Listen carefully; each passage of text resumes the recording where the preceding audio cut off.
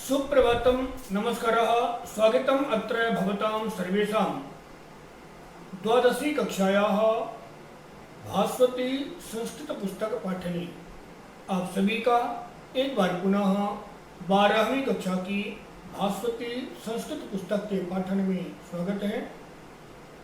आज हम बात करेंगे सूक्ति सौरभम इस पाठ को लेकर के। सूक्ति सौरभम प्रायः हम सभी सूक्ति का अर्थ तो जानते ही होंगे। सूक्ति शब्द का अगर हम संधि विच्छेद करें तो सु और उक्ति। सु का तात्पर्य सामान्यतः सुंदरता से लिया जाता है और उक्ति का अर्थ होता है कथन, बातें। यानी जो सुंदर बातें हैं वह सूक्तियां कहलाती हैं और यह सूक्तियां जीवन में हमें सन्मार्ग के लिए प्रेरित करती हैं।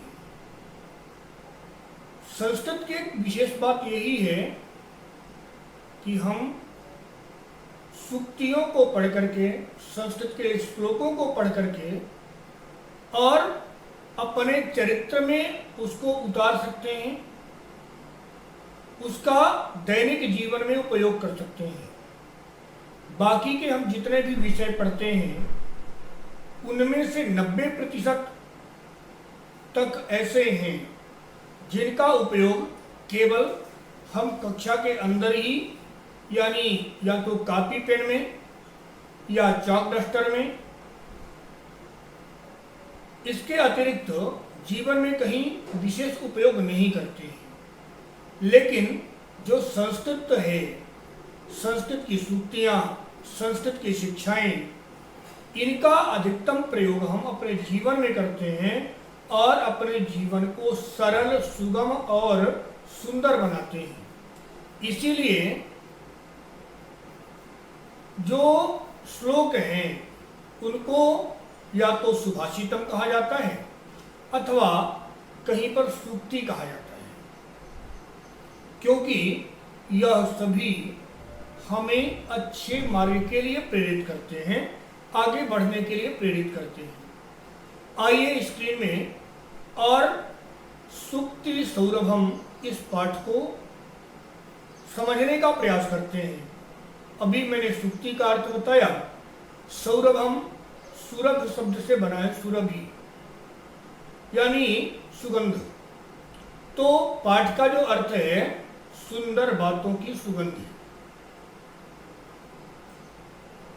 यानी जो सुंदर बातें हैं, जो अच्छी बातें हैं, जो कल्याणकारी बातें हैं, वह हमारे मन में कहीं ना कहीं बस ही जाती हैं।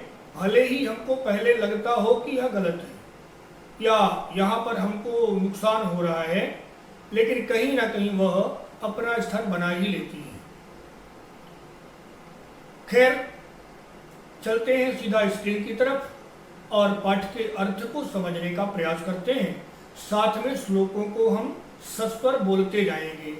मैं श्लोक को बोलूँगा, आपको वीडियो रोक करके दोहराना है और इसके बाद उस श्लोक का अर्थ समझेंगे। आइए स्क्रीन।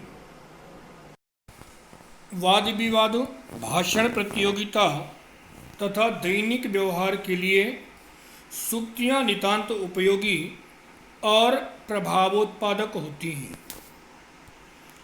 आते हैं श्लोक में और उसको पढ़ते हुए अर्थ को समझने का प्रयास करते हैं।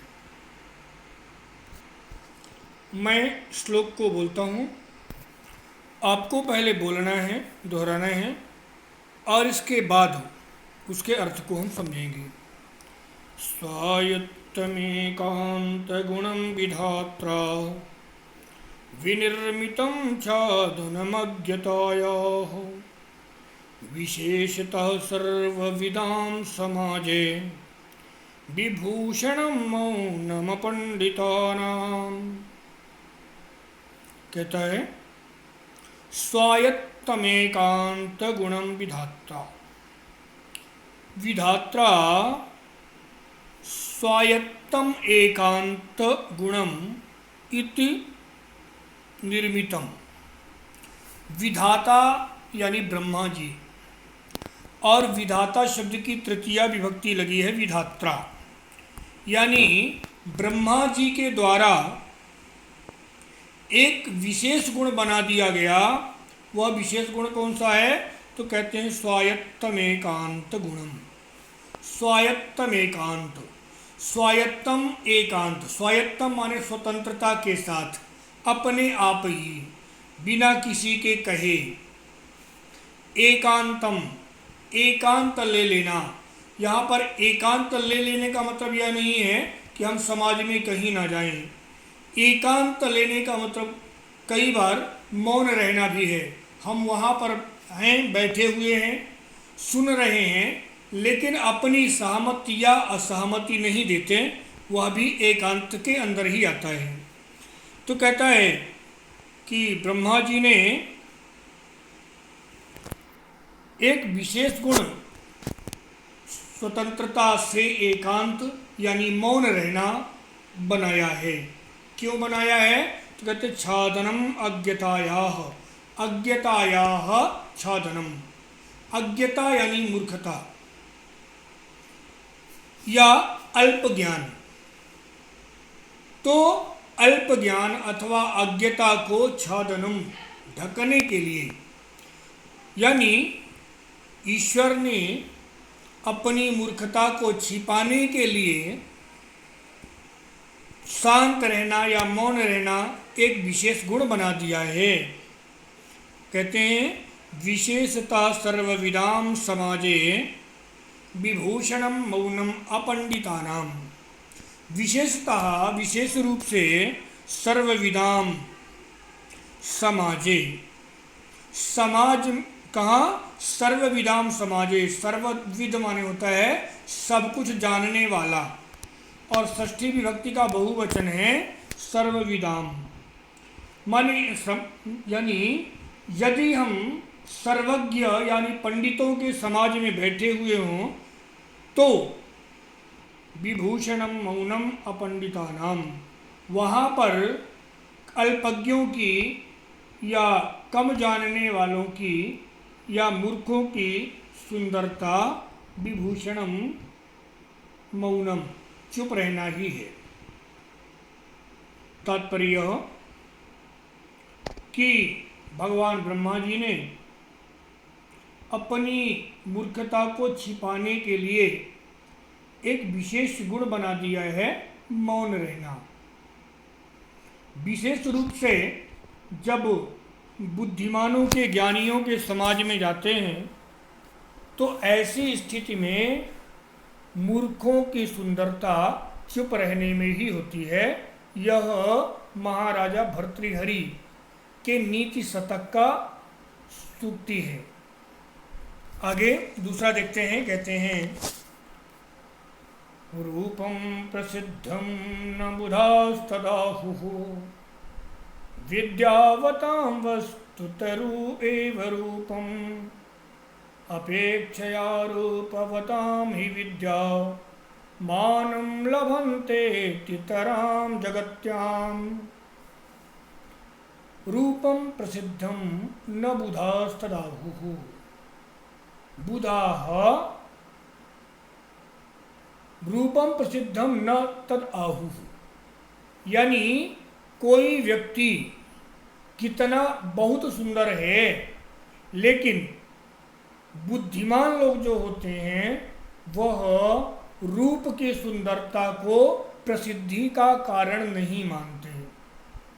यानी स्वरूप से कितने भी सुंदर हो जाएं, पर बड़ा सुंदर व्यक्ति भी ऐसे व्यक्ति को बुद्धिमान लोग सुंदर नहीं मानते। और विद्यावतां वस्तुत एव रूपम, वस्तुतः विद्यावतां एव रूपम, वास्तव में मनुष्य की सुंदरता विद्वता ही होती है।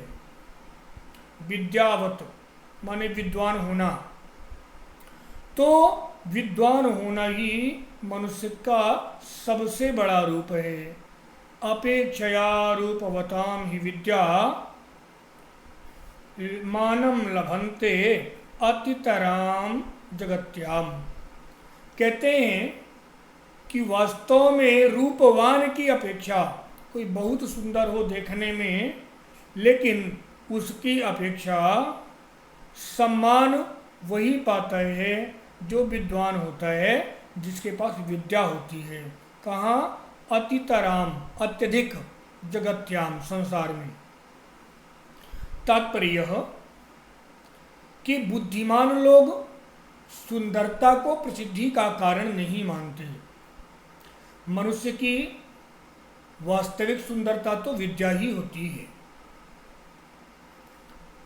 और विद्वान रूपवान की अपेक्षा संसार में हमेशा अधिक सम्मान पाता है। अर्थात हम स्वरूप बनाना तो ईश्वर के हाथ में है, लेकिन ज्ञान प्राप्त करना वह हमारे हाथ में है। और इसलिए हम जितने भी सुंदर हों या कुरूप हों, हमें ज्ञान प्राप्त करने का प्रयास करना ही चाहिए। यह मंगलदेव शास्त्री जी का कथन है, जो आधुनिक कवि हैं। आगे देखें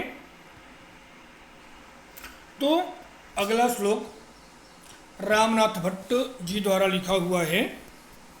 कहते हैं, न दुर्जनः सज्जनतामुपैति शठः सहस्रैरपि शिक्ष्यमाणः चिरं निमग्नोऽपि सुधा समुद्रे न मंदरो माधवमभ्युपैति। कहते हैं, न दुर्जनः सज्जनताम उपैति। शठः, शठ यानी मूर्ख, और दुर्जनः यानी दुष्ट। तो जो मूर्ख होते हैं और जो दुष्ट होते हैं, मूर्ख और दुष्ट न सज्जनताम उपैति, सज्जनता को कभी प्राप्त नहीं कर सकती। सज्जनता का गुण दुष्टों के अंदर, मूर्खों के अंदर कभी नहीं आता। सहस्रैरपि शिक्ष्यमाणः, चाहे सहस्रैः शिक्ष्यमाणः माने हजारों लोगों के द्वारा उनको पढ़ाया जा रहा हो, हजारों लोगों के पढ़ाए जाने के बाद भी वह कभी सज्जनता को प्राप्त नहीं होती। कैसे? कहते चिरम निमग्नोपि सुधा समुद्रे न मंदरः मार्दवम अभ्युपैति। मंदरः, मंदार ये मंदिराचल पर्वत है, जो जिसके बारे में कहा जाता है कि मंदिराचल पर्वत जो है तो अनंत समय से समुद्र में डूबा हुआ है। तो मंदिराचल पर्वत अनंत समय से समुद्र में डूबे हुए होने के बाद भी चिरम निमग्न, अनंत समय से डूबा हुआ है। कहाँ? सुधा समुद्रे, समुद्र में। लेकिन न आर्दवम अभ्युपैति, अभी तक उसने कोमलता को प्राप्त नहीं किया। तात्पर्य कि कोई भी मनुष्य जो दुष्ट होता है अथवा जो मूर्ख होता है, वह हजारों लोगों के पढ़ाने के बाद भी कभी सज्जन नहीं बन पाता। जैसे अनंत समय से समुद्र में मंदिराचल पर्वत डूबा हुआ है, लेकिन वह अभी तक कोमल नहीं हुआ। तात्पर्य यह कि जो शालीन होते हैं, वह शालीनता सज्जनता का एक गुण है, और यह गुण हमें अपने अंदर बचपन से लाने का प्रयास करना चाहिए। अन्यथा यदि हम इस गुण का त्याग करते हैं तो हमारी गिनती वहीं पर होती है दुष्टता के बीच में या दुष्टों के बीच में। आगे महाकवि विल्हण का श्लोक है, कहते हैं कर्णामृतम सूक्तिरसं विमुच्य दोषेषु यत्न सुमान खलानां निरीक्षिते केलिवनं प्रविश्य क्रमेलकः कंटकजालमेव। कर्णामृतम सूक्तिरसं विमुच्य, सूक्तिरसं कर्णामृतम विमुच्य खलानाम सुमहान खलानाम यत्नः दोषेषु एव भवति। अर्थात कर्ण प्रिय कानों को सुंदर लगने वाली सुंदर बातों के अंदर भी, कानों को मीठा लगने वाली जो सूक्तियां होती हैं उनको छोड़ करके भी जो दुष्ट लोग होते हैं वह दोषों को ही ढूंढते हैं। तात्पर्य यह कि कोई व्यक्ति कितना सुंदर बोल रहा है, उसके सुंदर बातों को ध्यान में ना रखते हुए उसकी एक बात पकड़ते हैं कि यह कहाँ पर गड़बड़ है, कहाँ पर दोष है, तो दोष ढूंढने का काम करते हैं। यह ऐसे दुष्ट लोग कहते हैं। यह उसी प्रकार से होता है जैसे निरीक्षते केलिवनम प्रविश्य, केलिवनम प्रविश्य, केलिवन कहलाता है प्रमोद वन। प्रमोद वन का मतलब होता है ऐसा वन जहाँ प्रवेश करने के बाद मनुष्य को केवल सुख ही सुख होता है। तो प्रमोद वन में प्रवेश करने के बाद भी क्रमेलकः, क्रमेलक कहलाता है ऊंट, क्रमेलकः कंटक जालम एव निरीक्षते। ऊंट जो होता है वह कांटे के पौधे कटीली झाड़ियां ही देखता है। वह जो ऊंट होता है, क्योंकि ऊंट रेगिस्तान का जानवर है और रेगिस्तान में कटीले पौधे ही होते हैं, तो वह कटीले पौधों को खाने वाला जो जानवर है उसको यदि प्रमोद वन में भेज दिया जाए, प्रवेश करा दिया जाए, तो वह वहाँ भी वही कटीली झाड़ियाँ ही ढूंढेगा। अन्यथा बाकी कितना सुंदर वन हो उसको उससे कोई लेना देना नहीं है। ठीक वैसे ही जो दुष्ट होते हैं वह सज्जनों की वाणी में भी दोष ढूंढने का काम करते हैं। आजकल के मीडिया की तरह 2 घंटे के भाषण में एक लाइन कहीं पर गलत ढूंढने का प्रयास करते हैं और वह किस संदर्भ में कही जाती है बात, वो संदर्भ भी नहीं जानते, उस पर भी कोई चर्चा नहीं होती और इसके बाद जो है तो उसको ज़बरदस्ती बढ़ा चढ़ा करके और सामने पेश कर दिया जाता है। तो आगे कहता है विष्णु शर्मा का श्लोक है, उत्साह संपन्नम दीर्घ सूत्रम क्रियाभिधिज्ञम व्यसनेश्वसत्यम शूरं कृतज्ञं दृढ़सौहृदञ्च लक्ष्मी स्वयं याति निवास हेतोः। कहते हैं उत्साह संपन्नम, उत्साह से संपन्न ऐसा व्यक्ति, ऐसा मनुष्य जो हमेशा उत्साहित रहता है। और अदीर्घ सूत्रम, दीर्घ सूत्र का अर्थ होता है आलस। कैसा आलस? तो जो आज के काम को कल पर टालने का प्रयास करता है वह दीर्घ सूत्री कहलाता है। तो पहली बात तो यह कि जो मनुष्य उत्साह संपन्न होता है, और अदीर्घ सूत्र जो दीर्घ सूत्र नहीं होता, यानी आज के काम को आज ही कर लेता है, क्रिया विधिज्ञम, क्रिया तो जानते ही हैं, विधिज्ञम विधि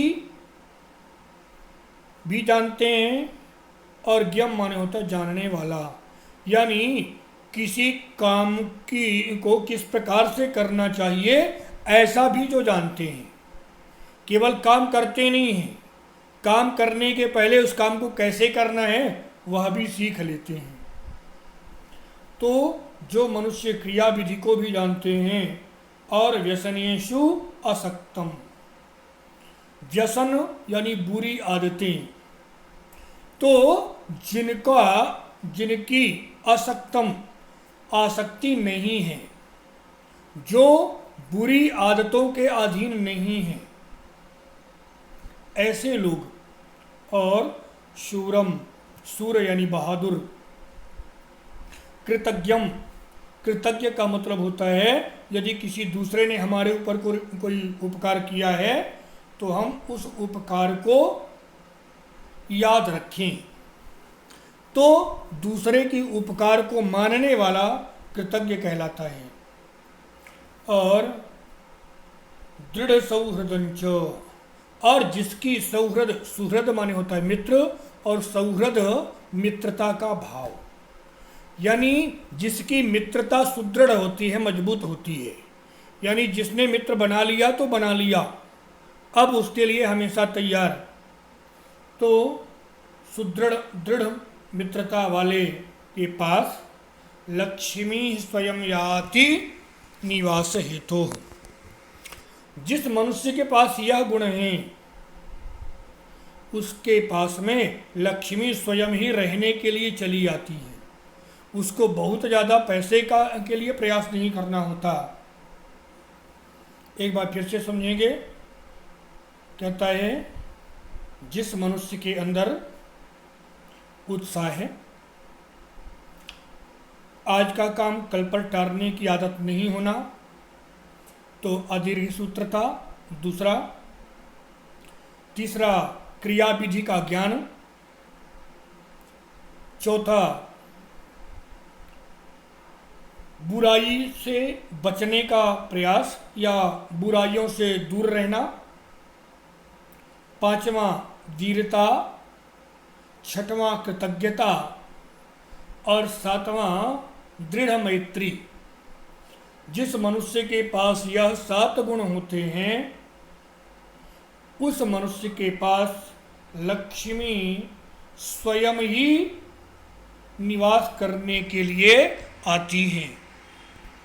आगे 6ठा श्लोक देखते हैं, बड़ा सुंदर श्लोक है। कहते हैं दीर्घ प्रयासेन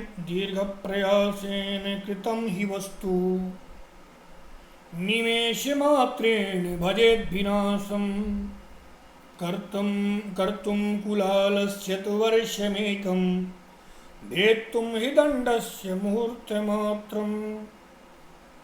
कहते हैं दीर्घ प्रयासेन कृतं वस्तु निमेष मात्रेण विनाशम भजेत, यानी किसी वस्तु को बनाने के लिए बहुत प्रयास करना पड़ता है, तो किसी माने बहुत प्रयास से बनाई हुई वस्तु को नष्ट करने में निमेष मात्रम कुछ एकाध मिनट का समय ही लगता है। बहुत प्रयास के द्वारा बनाई हुई वस्तु का भी विनाश करने के लिए कुछ मिनट का समय ही लगता है। उदाहरण देते हैं, कहते हैं कर्तुम कुलालस्य, कुलाल यानी कुम्हार, जो कुम्हार होता है मटकी बनाने वाला, तो उसके द्वारा एक वर्ष तक जितने मटके बनाए गए हों, किसी कुम्हार ने 1 वर्ष तक जितने मटके बनाए हैं उनमें उनको भेत्तुं हि दण्डस्य मुहूर्त मात्रम, एक मुहूर्त यानी लगभग 2.5 घड़ी यानी 1 घंटे के समथिंग, तो उस 1 वर्ष के बनाए हुए मटकों को बस एक ही डंडे से एक मुहूर्त मात्र में ही नष्ट किया जा सकता है, फोड़ा जा सकता है। तात्पर्य यह कि किसी चीज़ को बनाने में बड़ा समय और बड़ा प्रयास करना होता है, लेकिन उसी चीज़ को नष्ट करने के लिए बहुत थोड़ा सा समय लगता है। तात्पर्य यह कि हमारा जो हमें सम्मान बनाना है या जो हमें अर्थ बनाना है, जो हमें ज्ञान प्राप्त करना है, इन सबके लिए बड़ा लंबा समय चाहिए होता है, लेकिन उस वर्षों तक की मेहनत से बनाए हुए सम्मान को नष्ट होने में कुछ क्षण का समय ही लगता है। एक गलती हो जाए तो वह एक गलती आपके वर्षों के कमाए हुए सम्मान को मिट्टी में मिला सकती है। इसलिए हमेशा ध्यान में रखना चाहिए कि हमारा कोई ऐसा कार्य ना हो, हमारी कोई ऐसी क्रिया ना हो जिसके कारण से हम अपने सम्मान को खो दें। आज के लिए इतना ही। आगे के श्लोकों का अर्थ हम अगली कक्षा में देखते हैं। तब तक के लिए वदतु संस्कृतम जयतु भारतम।